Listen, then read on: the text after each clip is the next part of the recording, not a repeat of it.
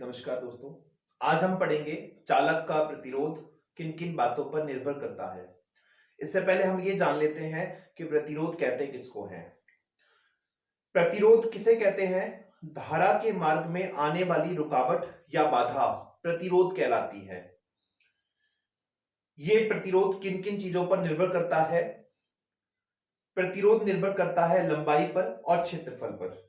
इसको समझने के लिए हम एक एग्जाम्पल का प्रयोग करते हैं। आप देख सकते हैं मैंने यहां पर दो पथ बनाए हैं, दो मार्ग बनाए हैं, रोड जिसको कहते हैं। अगर मैं आपसे बोलूं आपको एक ऐसे रास्ते पर चलना है जो 1 किलोमीटर का रास्ता है, दूसरा रास्ता जिसकी चौड़ाई पहले रास्ते के समान है लेकिन वो 2 किलोमीटर का है, तीसरा रास्ता 10 किलोमीटर का है, चौड़ाई समान है।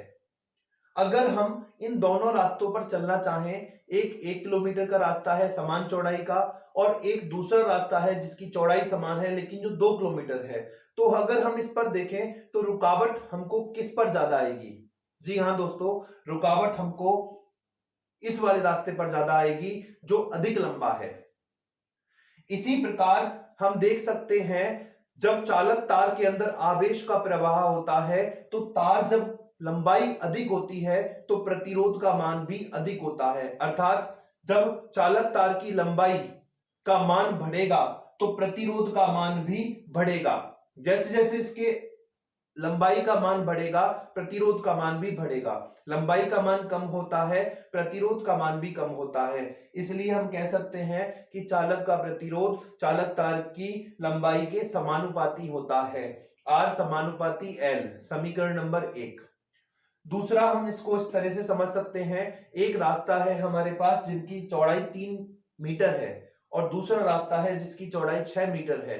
तो मुझे बताइए दोस्तों, कौन से रास्ते पर हमें वाहन चलाने में कम रुकावट आएगी? बिल्कुल सही सोचा आपने, वो रास्ता जो चौड़ा अधिक है, चौड़ाई जिसकी अधिक है अर्थात जिसका क्षेत्रफल अधिक है, वहां पर हमें वाहन चलाना अधिक सुविधाजनक होता है। चौड़ाई बढ़ने पर अर्थात क्षेत्रफल, जब चौड़ाई बढ़ेगी तो क्षेत्रफल भी ऑटोमेटिक इंक्रीज होगा। जब क्षेत्रफल बढ़ता है तो रुकावट का मान ऑटोमेटिक कम होता है। इसी प्रकार आवेश की रुकावट भी क्षेत्रफल बढ़ने पर कम होती है। हम देखते हैं कि बहुत सारे बड़े उपकरणों को चलाने के लिए प्राय मोटे तारों का उपयोग किया जाता है और छोटी युक्तियों को चलाने के लिए पतले तारों का उपयोग किया जाता है। जैसे जैसे क्षेत्रफल बढ़ेगा रुकावट का मान घटेगा।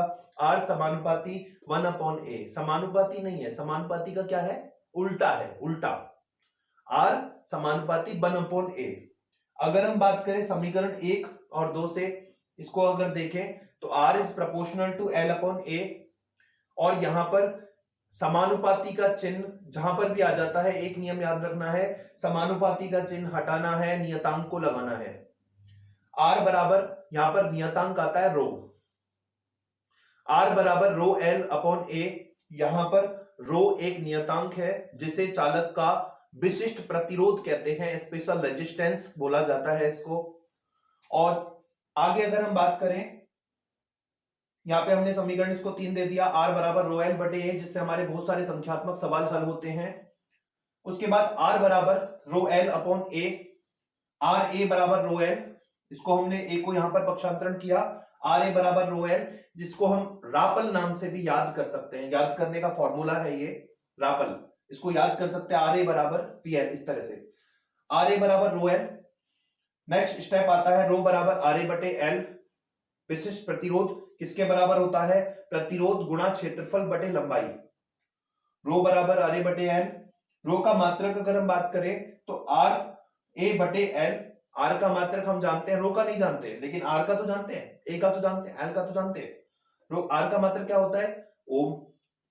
A का मात्रक क्या होता है? मीटर गुणा लंबाई गुणा चौड़ाई होता है, लंबाई का मात्रक मीटर और चौड़ाई का मात्रक भी मीटर। मीटर गुणा मीटर बराबर मीटर स्क्वायर।